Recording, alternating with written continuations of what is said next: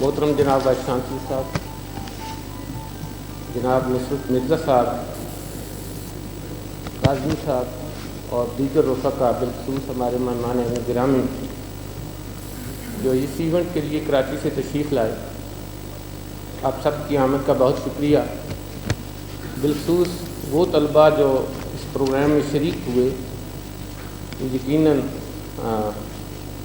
लायक तहसीन हैं कि उन्होंने इतनी अच्छी इंफॉर्मेशन इतने अच्छे मौजू पे आज सुनी, जिसमें न्यूक्लियर टेक्नोलॉजी की अफादियत से लेके हमारी बहादुर फ़ौजों की जंगों की जो फ़तह है उसका ज़िक्र भी सुना। तो अल्हम्दुलिल्लाह उस लिहाज से हम सब प्रिविलेज्ड हैं कि हम इसमें शरीक हुए। नुसरत मिर्ज़ा साहब के साथ मैं एक बात शेयर करता चलूँ। मैंने बैठे बैठे जब फ़तह मुबीन का जिक्र सुना, वैसे मुझे काज़मी साहब ने चंद रोज़ पहले फ़ोन करके ये बताया था कि आपने कोई फ़तह मुबीन पे एक सेमिनार में कुछ कहना है। मेरी सुस्ती समझिए मैं कुछ ना उस पर तैयार कर सका, लेकिन कल शाम को एक हादसाती तौर पे मेरे पास टॉपिक आया, मैं उस पर इंशाल्लाह बात करूँगा और इसको रिलेट करेंगे आज के इन हालात से। लेकिन जहाँ इसे फ़तह मुबीन कह रहे हैं तो मैं आज के इस प्रोग्राम को नुसरत मुबीन कहता हूँ। ठीक है सर, आपका बहुत शुक्रिया।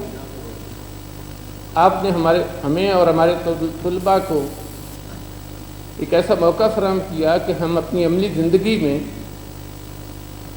एक नई सोच के साथ आज के बाद जाएंगे और वो बहुत सी गलतफहमियाँ या कम फहमी जो इससे पहले इस मौजू पे थी, यकीनन आज वो दूर होगी और हम एक नए जोश और जज्बे के साथ न सिर्फ अपने मुल्क की दिफा के लिए काम करेंगे, बल्कि अपनी इल्मी तगोदो में पहले से बेहतर हिम्मत और हौसले के साथ कोशिश भी करेंगे।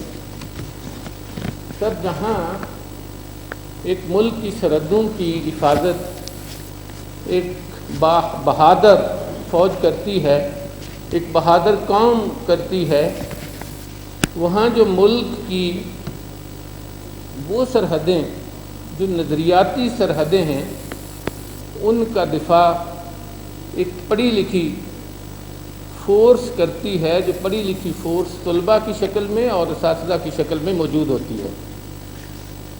हमारे मुल्क को बहुत से चैलेंजेस दरपेश हैं, आप जानते हैं। कभी हम किसी दहशतगर्दी का शिकार होते हैं और कभी किसी और आफत का सामना कर रहे होते हैं, लेकिन ये कौम भी बड़ी अल्लाह ने अजीब कौम पैदा की है कि हर किसी का मुकाबला करती है। इसमें हिम्मत होती है, हौसला होता है और इसकी यूथ और पूरी कौम उस हर मसले का कोई न कोई हल तलाश कर लेती है। आज मैं जिस मौजू पे बात करना चाहता हूँ वो जो हमारे मुआशरे में एक अदम बर्दाश्त का माहौल बन जाता है और हम फ़ौरन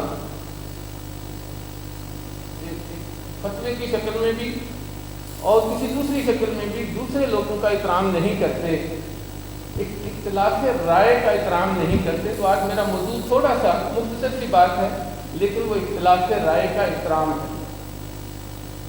सर, हमारी इन नज़रियाती सरहदों पे एक वार की शक्ल में ये चीज़ पैदा की जा रही है कि हम दूसरों का एहतराम ना करें, किसी बयान को या स्टेटमेंट को या काम को एक नफरत की निगाह से देखते हैं और उसे इतना उबारते हैं कौमी सतह पे या इलाकाई सतह पे या इवन एक इदारे की सतह पे कि वहाँ एक ऐसी सूरत हाल पैदा हो जाती है, एक लॉ एंड ऑर्डर की सिचुएशन पैदा हो जाती है। सर, ये हमारी कम इल्मी और कम फहमी है, वो करना इख्तिलाफ राय का एहतराम किया जाए तो ये कोई मिसाइल नहीं है, बल्कि एक इल्मी बहस और एक इल्मी सफ़र का नया आगाज़ होता है। मैंने चंद गुज़ारिशात हैं जो तहरीर की उन्हीं पे वो आपकी नज़र اختلاف زندگی کا حسن اور دوام ہے۔ خالق کائنات نے تخلیق میں اختلاف لیل و نہار ہی نہیں، اختلاف عقائد، اختلاف مزاج، اختلاف مشاہدات، بلکہ اختلاف حالات کو تخلیق کر کے فن تخلیق کو کمالات کا اظہار فرمایا۔ اس اختلاف کو اعلیٰ گرفی اور خندہ پیشانی سے برداشت کرنا بقائے حیات اور بقائے اختیار کا ثبوت ہے۔ رونق حیات اختلاف کے دم سے ہے، شعور کی پختگی اور خیال کی بلندی اختلاف شعور اور اختلاف رائے سے ہے۔ اختلافات رائے کا احترام کیوں ضروری ہے؟ ایک معاشرے میں رہتے ہوئے ہم کی اکائیاں ہیں اور انہی اکائیوں کی مضبوطی جو ہے اس معاشرے کی مضبوطی ہوتی ہے۔ وہ اکائیاں جتنی مضبوطی سے وہ خاص ہوں یا ضلعوں یا علاقوں کی شکل میں ہوں، جتنی مضبوطی سے وہ قائم ہوں گی اتنا ہی معاشرہ مضبوط ہوگا، اور ایک مضبوط معاشرے میں اختلاف رائے کا احترام ازحد ضروری ہے۔ مخالف کی اصلاح محبت سے کی جائے، مربت سے کی جائے، مخالفت شعور میں نکھار پیدا کرتی ہے۔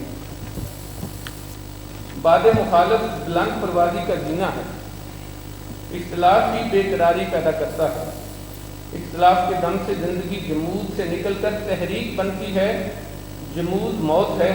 اختلاف انقلاب و ارتقاء کا ذریعہ ہے، اختلاف ہی کسی انقلاب اور ارتقاء کا ذریعہ ہے۔ عظیم انسان اختلاف کو قدر کی نگاہ سے دیکھتے ہیں، وہ جانتے ہیں کہ زندگی کا وسیع تر اختلاف زندگی کا حسن ہے، اور خالق نے زندگی کو اختلاف کے زیور سے مزین فرما کر اسے حسن بخشا ہے۔ ایک گھر میں پیدا ہونے والے اور ایک چھت کے نیچے پرورش پانے والے ایک انداز فکر نہیں رکھتے۔ بڑھتی ہوئی دہشت گردی کی ایک بڑی وجہ اختلاف رائے کا فقدان ہے۔